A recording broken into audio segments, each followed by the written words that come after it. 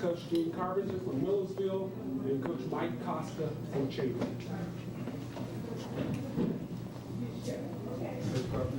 I guess it's good and bad news that you had the biggest run of the season from the punter. More or less play. That wasn't all I thought it was going to be blocked. I was just happy to see we get the first down. Some of our players on the sidelines thought we called it. We did. Well, let me just say this, folks. We're just coming out of losing a 3-game skid, coming off a team that was in the national championships last year. We have a lot of young people. But I didn't feel we played very well in those 3 games. But I mentioned this to Coach Costa when I come off. I thought this was the best football team we played so far today. Without a question, the best defense. I never thought anybody could stop our outside there. Nobody. Folks, we ran the wishbone in the second half. There was no way. Our first 3 stops, the first 3 times we had the ball, were our outside lead option played with 2 backs that I think are as fine a backs as there are. And so that we didn't have much of a choice. And there's no question that punt, I'm happy for that youngster because Steve Miller has been with us 4 years, and this is the first year that he's played for us as a punter. Just a good kid, and so I was happy. There's no question that was great. The thing is, the good is that we won. You know, that's the good thing. The other thing is, the other score that we got was basically set up on a reverse pass, which, as Coach Costa knows, and of course even Coach Henson and all the other coaches here, that's not our type of football. So really, 2 of our scores were provided by unorthodox plays from our philosophy. So and that's a credit to their defense. You know, we could still be playing and be back and forth. We just could not have any success against that front group. I mean, they got some real fine athletes up there. I thought it was just a good, hard, clean-fought football game. Coach, I got a sense that you wanted to run off at punt formation earlier in the game. Was it something you saw? Eventually you did run and successfully. No, honestly, there wasn't anything. A week before against Stroud, we thought we could have done something like that. The only thing that we saw that I thought that the reason, and Coach Al Black, former coach of Coatesville, kind of initiated it, we felt that their defense really pursued so hard that if we could get the action with the lead option going one way, we could come back with that reverse pass to set up our first score. And then we also ran the end around play on a reverse with Chris Pelazarski twice for first downs. But quite honestly, they had that punt blocked. Our kid made a great play, and I thought, and he was going to his left, and I thought there's no way he's going to be able to kick it not going to his left, and I thought they had it blocked. And he saw some room there, and he just shot up the sidelines and really made a great run. And good for us and bad for Cheyney. I'll tell you, we didn't see many weaknesses other than what I just indicated with Cheyney's defense.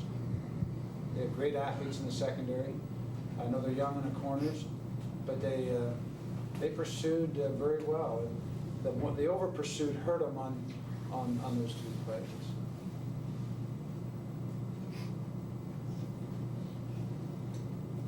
Coach Costa, that was about the best 4 quarters Jim Williams played. Didn't think he lost a step there at the end. No, we've been pushing Jim all week. Came off a decent game last week. We were hoping that we could get a better game out of him this week. We also explained to him that he had to play a better game against the Millersville club with the 2 backs that they have. And we feel like we've seen some good backs and played some good people. We knew they were very good backs. So if we stopped their running game, we felt we could stay in the ball. Jim knew what he had to do. He did a good job. I'd like to add to that Jim Williams story because I thought when I saw in the film that they had moved him from end to tackle, I thought good for us. I thought good for us. In fact, I mentioned it at my press conference Wednesday, Coach, that I didn't know that was a good move. It seemed like, boy, he just tore us up today. He just tore us up, so I'll take that back on Wednesday. You can rest assured of that. He's a force to be addressed. And I'm sure my linemen and those quarterbacks and that punter knows about it. We couldn't throw anything. I mean, we couldn't throw over. He's really, I think the staff here has developed him very nicely. He was just a big kid, I thought, when he came in here. And he's getting better and better. He's going to be awesome.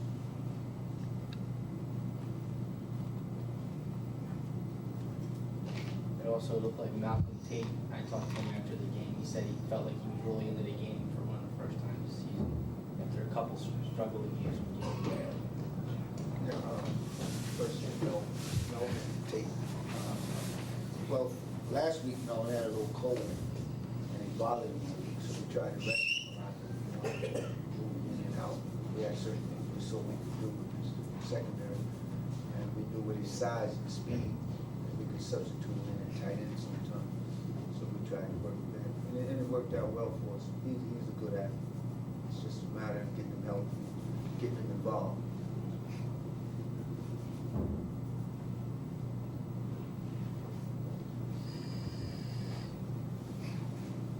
Coach, you threw the ball rather well in spots. Were you surprised at that, or you noticed had you anticipated throwing the ball that well? Well, that was part of our game plan. We studied the Millersville real hard. And we knew that as far as weakness, we thought there was a weakness in the secondary as far as we spread the people out. If we kept them in tight, they would sit back and pick you off. But if you spread them out, use your lanes, get the seams, we felt we could do a good job anyway. They have a good defensive back, cornerback, David Royals. I think he's a very good athlete, very smart and heady, so we had to try and stay away from him. But then it was times we wanted to isolate him by himself and put the pressure on him. And they, incidentally, I think we're last in pass defense in the conference. That's disappointing too, but part of it has come about the fact that we're so young up front, we're really not getting much rush. I thought we rushed your quarterback pretty well today, and I thought he threw very well. He threw very well, and they beat us deep in our 3 deep coverage zone and ran right by our free safety. Petey King, who's a junior, Ducky Rouse, our 2 corners, are both seniors, and that's the strength of our defense. And I think that that's been a disappointment a little bit, but Ducky Rouse is a great athlete. I know going up to Southern Connecticut, he was selected the Division II Player of the Week nationally. He had 3 interceptions the first ball game, and up at Southern Connecticut, we just had a miserable defensive game, and we scored 41 points, and they scored 43. And so I feel bad for Mike, because I think Mike's done a great job here. This may be the best team that I've faced, although 2 years ago, Mike, in the mud, and it was really warm though, wasn't it, Mike? About froze, the coldest day of my life, and I think we won in the early 4th quarter on a field goal, 3-0.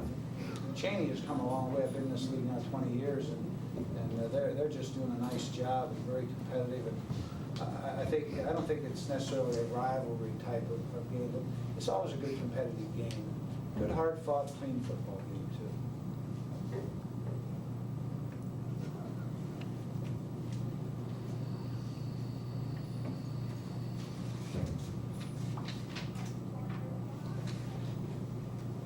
How about the ladies? Don't these ladies be bashful?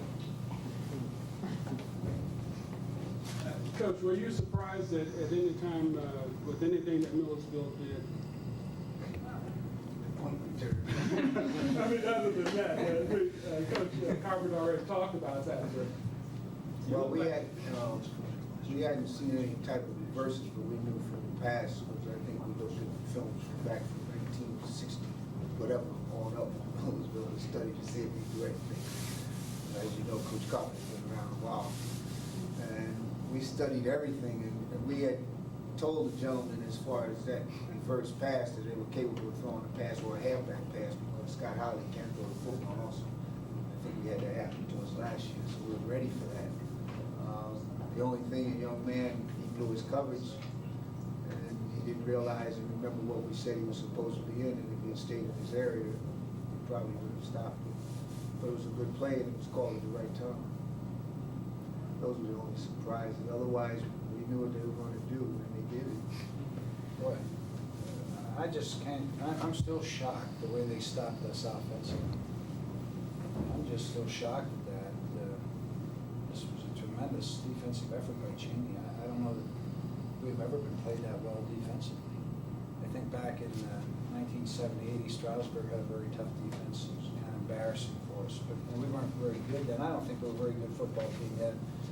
I think we might be an average plus football team, but I really felt going into the season that we had the potential to have a better offense than we had last year.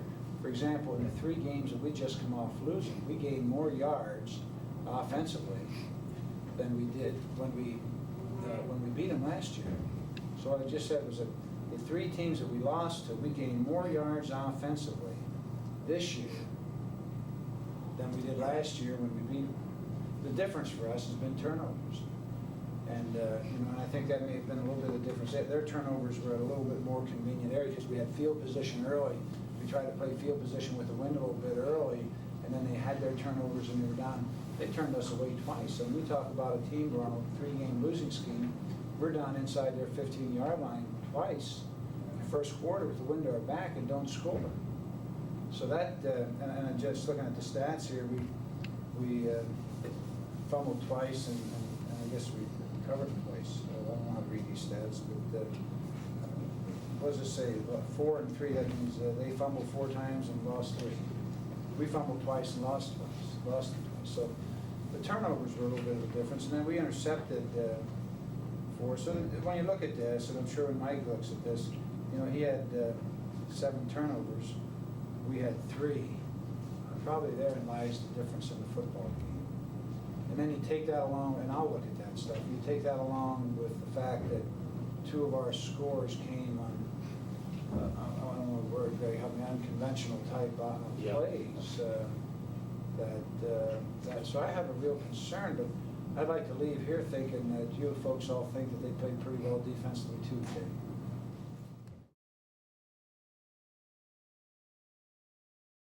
Dean, let me hear both coaches say just a word about what do you see, what can you say about our conference? What do you see in the future? Well, just the rest of this season. What do you see about our conference? You probably haven't seen all the teams yet. Well, I certainly hope that Cheyney wins the rest of their games and we win the rest of ours. Because I think that would be a nice thing. And I really think Cheyney has a chance. I think you beat a team that can get out there and knock some teams off. East Stroudsburg got beat today, and they had beaten us last week. We beat Stroud. Bloomsburg beat East Stroudsburg, and they were 0-2 in the conference. So I see a lot of, I see a very balanced conference this year. I kind of picked East Stroudsburg to win. Now, the thing is, the good for us, East Stroudsburg and Westchester both have to play Cheyney. And Westchester has to play Millersville. So I don't think anybody's going to go through this league this year, Andy. This might be the most balanced it's ever been. Somebody usually jumps out, now Stroud would have won today. They've been out there 3-0, and you almost see a lock coming. But with their loss today to Bloomsburg, if that in fact happened, that's what I heard down in the dressing room. You got 3 or 4 teams that are 1-1. Probably 4 teams today that are 1-1 in the conference. I see a great deal of balance in our conference, and But can we handle them guys out of the West this time? well, there's no question there is some inequality. I think in the East and West. The West probably has more money financially than the East does. We were very fortunate last year in the first round of playoffs. Of course, we played IUP, and probably nobody was more shocked in that game than I was that we won. And we jumped out with 2 interceptions by Ducky Rouse, up 14-0. Then we kicked the field goal. We were in 17-14 though at half. I mean, they come storming back. They are so strong. They're a 1AA type football team that just, hey, I'm not saying they're a good, solid, clean program. They have more money than most of the other conference schools have. But, I think probably in the Western Conference, in the main, most of those schools have a good bit of money. Now, when I say a good bit, none of them have the 40 equivalencies that you're allowed in Division II. I think this conference plays excellent football for the limited amount of aid that we have. I think probably the team, Indiana probably has the most equivalencies. Clarion, Edinburgh, and Slippery Rock, I think they're very similar, but they all are in pretty good shape. I'd just like to say this about our conference. I'm really disappointed in what's happening, that we as athletic directors, not as much athletic directors as presidents, that really haven't taken charge of what needs to be done. We have some isolated cases. For example, Lock Haven, and I'm kind of outspoken, but I've been around and I'm on tenure. So if I think it's terrible that we're in a situation where Lock Haven went down and played Tennessee Tech. No, they switched dates, which should have been a problem there with Indiana wanted another home game, so they made a few grand by them going to Indiana to play. Can you imagine that? So they're 0-5, and they left today to go up to Maine. Actually, they left Thursday to go up and play the University of Maine, who's undefeated, and probably one of the finer Division I AA teams. Then I just found out Friday that we currently have 3 schools that have already withdrawn from our state game: Westchester, Indiana, and Shippensburg. And there's a good chance now that Clarion's going to, that's a possibility there. And you know, they're scheduling a game with Northern Iowa. Northern Iowa, they come back and played Pitt last year. See, I think that we should be able to solve things ourselves, and I think Cheyney has a great athletic director here too, and Andy Henson, and Andy's a realist. Dean, let me hear both coaches say just a word about what do you see, what can you say about our conference? What do you see in the future? Well, just the rest of this season. What do you see about our conference? You probably haven't seen all the teams yet. Well, I certainly hope that Cheyney wins the rest of their games, and we win the rest of ours.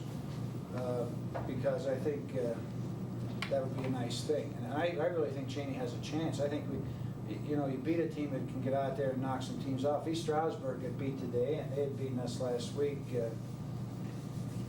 Who beat Stroud? Bloomsburg beat East Stroudsburg, and they were 0-2 in the conference. So I see a lot of, I see a very balanced conference this year. I kind of picked East Stroudsburg to win. Now, the thing is, the good for us, East Stroudsburg and Westchester both have to play Cheyney. And Westchester has to play Millersville. So I don't think anybody's going to go through this league this year, Andy. This might be the most balanced it's ever been.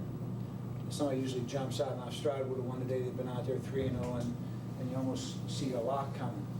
But with their loss today to Bloomsburg, if that in fact happened, that's what I heard down in the dressing room.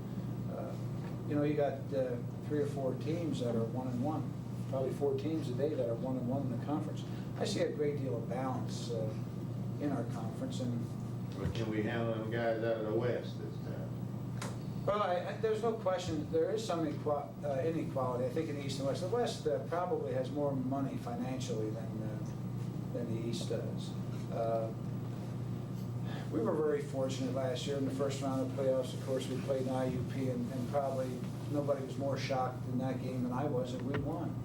And we jumped out with 2 interceptions by Ducky Rouse, we were up 14-0. Then we kicked a field goal. We were winning 17-14 though at half. I mean, they come storming back. They are so strong. They're a 1AA type football team that just, hey, I'm not saying they're a good, solid, clean program. They have more money than most of the other conference schools have. But, I think probably in the Western Conference in the main, most of those schools have a good bit of money. Now, when I say a good bit, none of them have the 40 equivalencies that you're allowed in Division II. I think this conference plays excellent football for the limited amount of aid that we have. I think probably the team, Indiana, probably has the most equivalencies. Clarion, Edinburgh, and Slippery Rock, I think they're very similar, but they all are in pretty good shape. I'd just like to say this about our conference. I'm really disappointed in what's happening, that we as athletic directors, not as much athletic directors as presidents, that really haven't taken charge of what needs to be done. We have some isolated cases. For example, Lock Haven, and I'm kind of outspoken, but I've been around and I'm on tenure. So if I think it's terrible that we're in a situation where Lock Haven went down and played Tennessee Tech. They switched dates, which should have been a problem there with Indiana wanted another home game, so they made a few grand by them going to Indiana to play. Can you imagine that? So they're 0-5, and they left today to go up to Maine. Actually, they left Thursday to go up and play the University of Maine, who's undefeated, and probably one of the finer Division I AA teams. Then I just found out Friday that we currently have 3 schools that have already withdrawn from our state game: Westchester, Indiana, and Shippensburg. And there's a good chance now that Clarion's going to, that's a possibility there. And they're scheduling a game with Northern Iowa. Northern Iowa, they come back and played Pitt last year. See, I think that we should be able to solve things ourselves, and I think Cheyney has a great athletic director here too, with Andy Henson, and Andy's a realist. The thing that I like now is we do have Millersville behind us. It's a hard team to prepare for. Feelings mutual. That option, if you click that option right, it can hurt you. You can do a lot of things off the option. That's why they call it a triple threat. So I'm glad that's behind us. The other people, you have to prepare for them, but they don't do as many things well as Millersville. So I think we stand a good chance defensively. We're not going to let up. We're not going to change. We'll go out and we'll try and compete the best way we can. You're going to have to compete every Saturday. There's no weak sister in this conference. Nobody's going to lay down for you. And you just noticed that in Bloomsburg, which was 0-3, whatever, so their record's 0-2. Go after East Stroud. East Stroud's a tough football team. They're going to come at you, and on any Saturday, these young men will get up and they'll play their hardest. A lot of things we have to look at also. We're going away next Saturday. I don't know if it's homecoming or Parents' Day, so special events cause special problems. People get up. We'll have an opportunity with Kutztown, and we'll really play at home because it's homecoming. So I think we sort of get the nod there, being that it's homecoming and it's a home game for us, so that'll give us a little advantage. And we'll have to face East Stroudsburg, and we play them here also. Kutztown may be beating Westchester 17-7. Kutztown's beating Westchester. Maybe, 'cause they didn't give, he didn't say who was leading. The score was 17-7, but they gave some statistics, and all the statistics was in Kutztown's favor. I didn't have to check it. I think They- Westchester got off a 5-yard punt that hurt them, he said, and a 15-yard punt that hurt them. Kutztown had 9 first downs to Westchester 6. This was the halftime stat. And they had outgunned them passing wise. But then he gave the score and didn't say who was leading, but it's 17-7 at half. I think another big thing is faced all the schools in Division II. They do it in Prop 48. That leaves us with a lot of athletes that we can't touch for a year. And then sitting a young man out, it takes time to get it back on track. So I know that you probably have some gentlemen that you could have used this year, just like we have some you could have used. The caliber of athlete that you get is a little different. So you see parity amongst everybody because we all have to go through the same problem. Now we all have to go out and recruit that top athlete as far as being a student. And it's going to help in the long run. I mean, now you won't have a whole lot of people making a lot of mistakes. You'll have a smart athlete on the field for you. Coach, I wish both of you would comment. The officiating seems to be getting better, or it seems to be more consistent this year. Have you noticed that? What are your observations? Mike, you go first. In some cases, I would say, well, that depends where you play at. Because in Southern Connecticut, the officiating is terrible.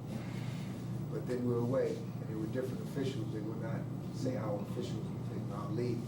But overall, I find that the officials are a little more concerned about their job because they're a little more caring. They come in and they talk to you, and they seem to be concerned about wanting to do a better job.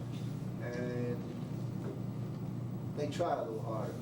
And I think with us being able to rate them and turn into a rating scale every week, that helps to keep them in line. So, you know, officials are human. And you got to realize that. You know, there's times when coaches, they want to just go off and go upside. Officials say, hey, you're rating them. But they make mistakes sometimes, and they can't see everything. You wish they could, because we see a lot of things, and they just can't. Well, I've been kind of pleased with the official from the Mafia. I don't like that name, but I think Middle Atlantic something. I mean, far as signs, and they have them in crews now. So this way you can keep an eyeball on them. I didn't like that. We had this crew last week. We had the same crew today, and I didn't care for that. But I guess that maybe just came with the scheduling. But at least we can identify those guys. And I thought there were a couple calls. The thing is, I try to be very fair with those officials. I think they read it, and I sign that, And those officials are going to read. But I rate them every week, Mike. And the thing is, I try to be honest, and at least now they can't hide. When Andy and I were coaching against each other, you'd have this guy here this week with 2 or 5 men. He'd be hiding somewhere else. He might have been a bad official. He's hiding with 4 other guys the next week somewhere else, So this way, at least they're together, and we can identify the weaker ones in the crew. So I think the crews are working pretty decently. And I think they're basically fair. I think they're basically fair people. They show a lot more concern than they have in the past. And as you said, with the crews, they want to do a good job.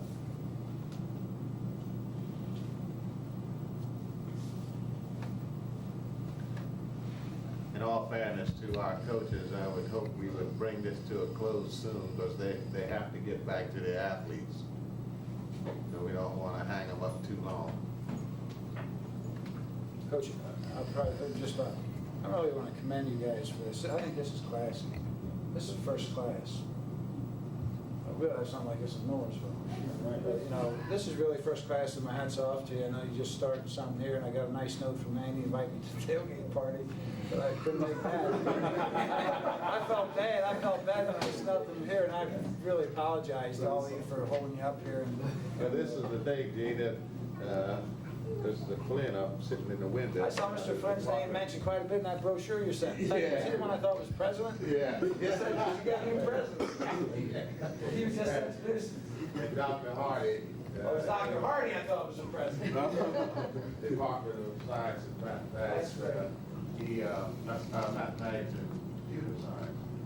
Those, the two departments sponsor this. What we're gonna try to do is encourage other departments to sponsor activities centered around our games. I think it's a great place. Great place. I'm glad next time I come down here, it's gonna be the basketball team. It's much pressure. Okay, thank you, Bill.